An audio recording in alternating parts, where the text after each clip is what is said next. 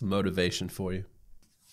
Do you know what's interesting? I'm starting to see, you're probably starting to see it as well, this whole debate, everything I've been talking about the past few days really start to heat up. Like if you head over to the Bitcoin Reddit today, you have a look at what they're talking about, pretty much everything that I've been saying.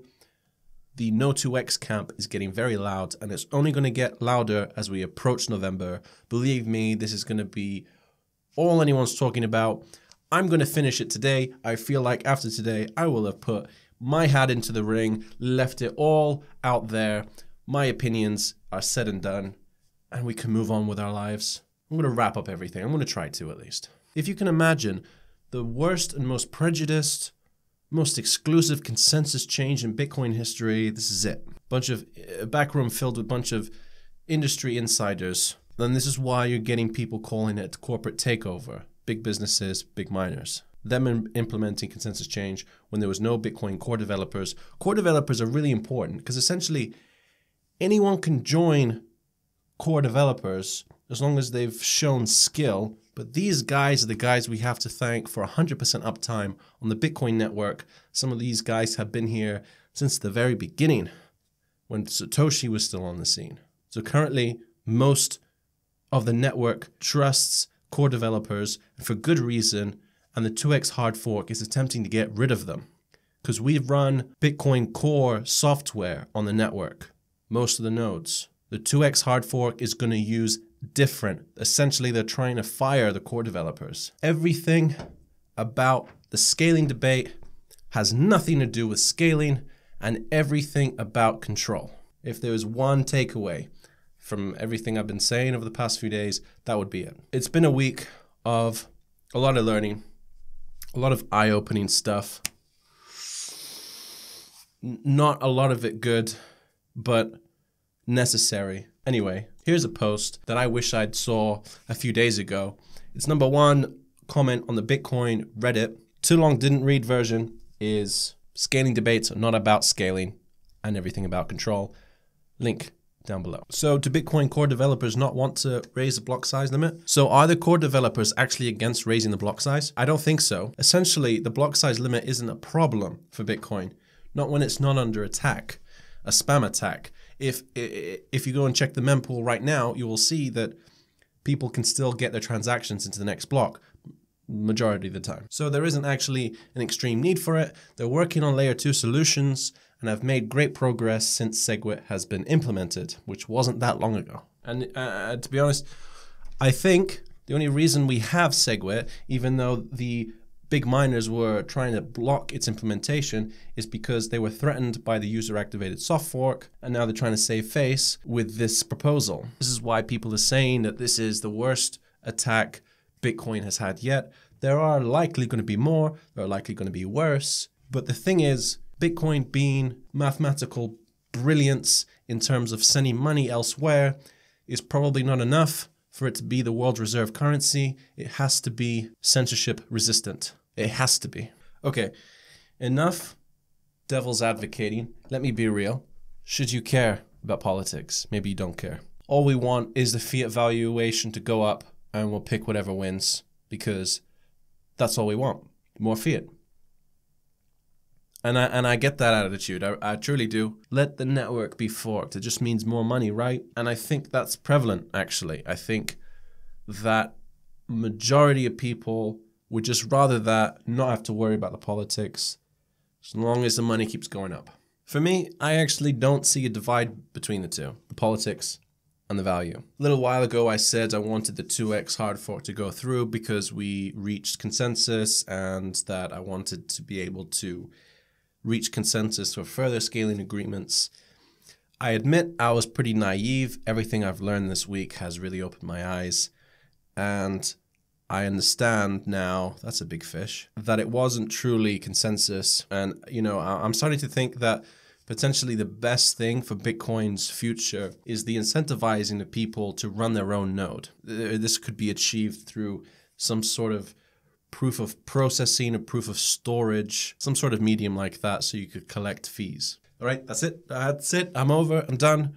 I have said everything that I think I can possibly say about the whole situation, and I'm ready to move on with my life. If something new comes out then I will mention it. But I think I've pretty much said it all. This is someone's reaction to buying the dip on Bitcoin.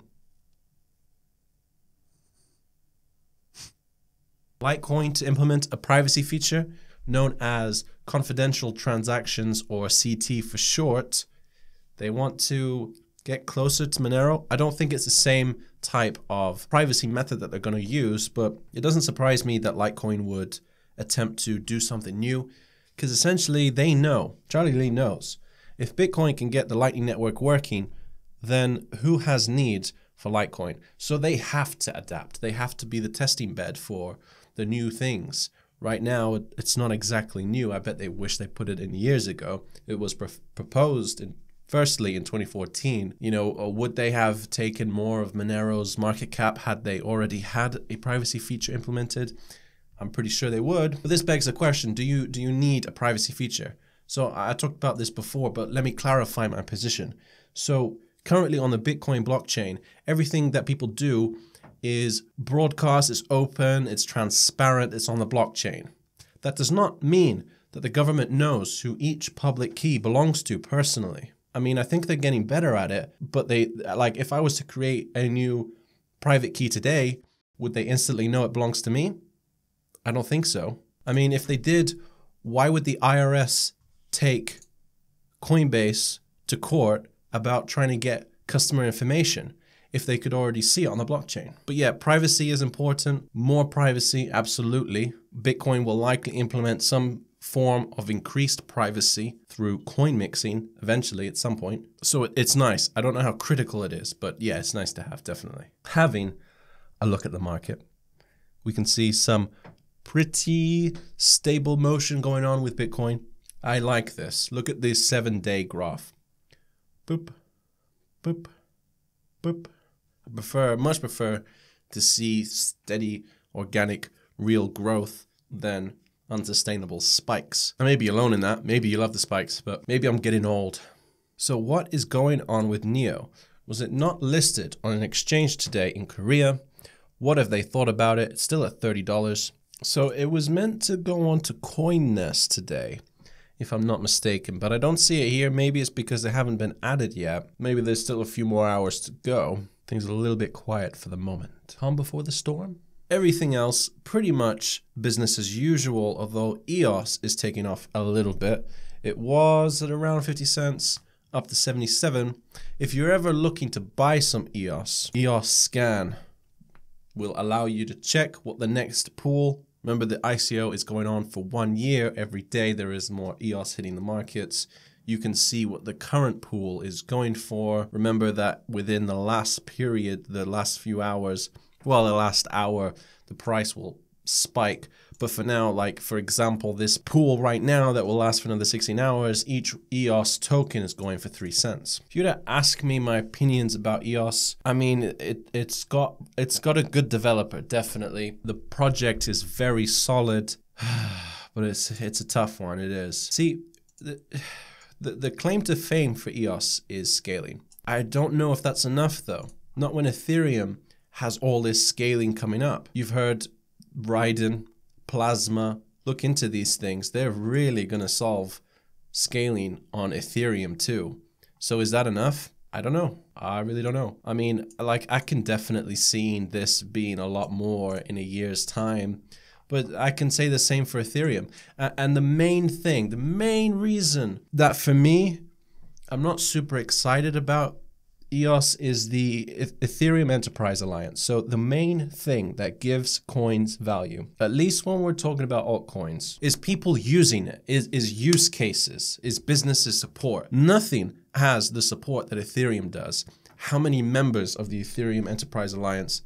There's a lot, very big names, and everything is speculation until you have adoption from big businesses. People to start actually doing something with smart contracts, you know? So they've got what I would pretty much say an insurmountable head start. I'd like to be proven wrong because I think that'd be pretty cool, but there's my take on the debate of Ethereum and EOS. Again, pretty much business as usual on the lowest earners in the last 24 hours. Coins that we've seen here time and again: Edgeless, Gas, IO Coin, 10x, Bitquints, Vertasium showing up for work again, Rise, and on the other side, pretty much the same again: Walton, Chainlink, EOS. Steam is like, yeah, and Steam, what are you doing? It's been between 90 cents and $1.40 forever, it seems. I'd almost go as far to say that today's market recap is a boring one. So let me talk about Walton for a bit. So it's interesting. You see this, it's kind of flatlining here, right? This was during the China fear. You'd imagine that this would have hurt it a lot more than it did. But what it's more looking like now is that it just suppressed growth.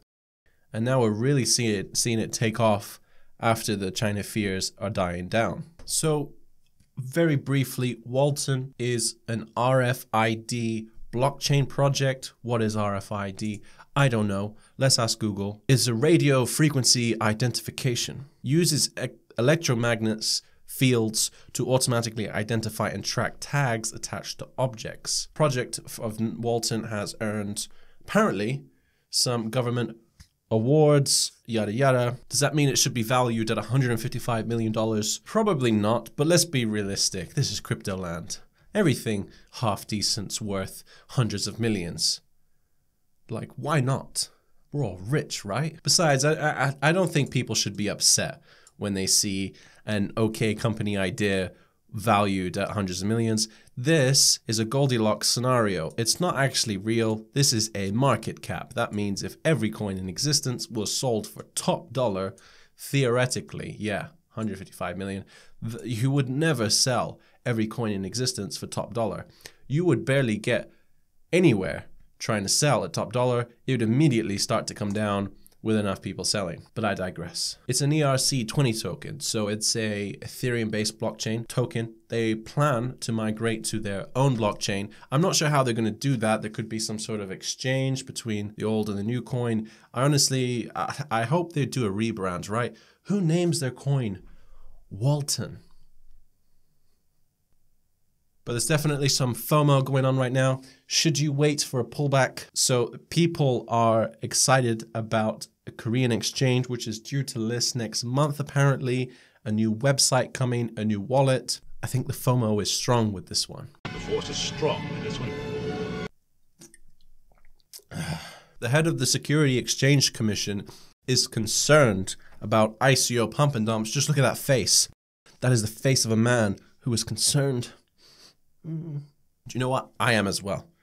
I am concerned.